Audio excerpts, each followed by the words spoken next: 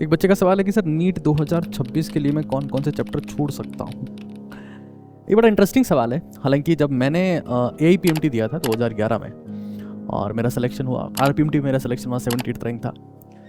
Physics में मैं ray optics छोड़ के गया था और केमिस्ट्री में इलेक्ट्रोकेमिस्ट्री मेरे को नहीं आता था, बायो में प्लांट फिजियोलॉजी मेरे को नहीं आता था। लेकिन करंट सिनेरियो को हमको समझना है। देखिए एग्जाम कैसा है, मान लेते हैं कि मैं JEE एडवांस की बात करता हूँ।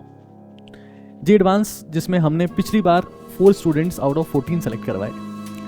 इस परीक्षा में आपकी डेप्थ मैटर करती है कि अगर आपको 1/3 सिलेबस या बोलते हैं कि 50% सिलेबस अगर डेप्थ में आता है ना, तो आप टॉप 7 IITs में पहुंच जाओगे, बशर्ते आपने गलती ना करी। लेकिन जब नीट की बात मैं करता हूं तो नीट मैटर करता है कि पेपर कैसा है, वो टफ है या इजी है। अगर पेपर इजी है तो आप किसी भी चैप्टर को छोड़ने का रिस्क नहीं ले सकते। और ऐसा देखा गया है कि नीट का पेपर अक्सर इजी रहता है, 25 को छोड़ो, थोड़ा सा लेंदी था वो। और उसके बाद गवर्नमेंट ने कहा कि भाई हम पेपर को एनालाइज कर रहे हैं, हमारा ये मानना है कि हम उसको ज़्यादा 12 सेंट्रिक रखेंगे, हम नहीं चाहते कि बच्चा कोचिंग पे डिपेंडेंट रहे नीट एग्जाम की प्रिपरेशन को लेकर। लेकिन अगर पेपर टफ आता है तो फिर वही बात है, जब 520 530 के आसपास कट ऑफ जाएगी तो उस केस में डेप्थ मैटर कर जाती है।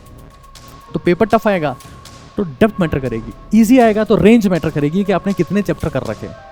तो फिलहाल कंपटीशन को देखते हुए जब 20 लाख के आसपास बच्चे इस परीक्षा में बैठ रहे हैं, मुझे लगता है कि कोई सा भी चैप्टर छोड़ना बेवकूफ़ी है। लेकिन हाँ, जब आप किसी एक चैप्टर को छोड़ें, इन केस छोड़ना पड़ सकता है और बच्चे छोड़ के जाते हैं, मेरे बोलने से कुछ नहीं होगा। तो जिन चैप्टर्स को आपने पकड़ रखा है उनको ढंग से पकड़ लें, वरना MBBS की सीट भी छूट जाएगी।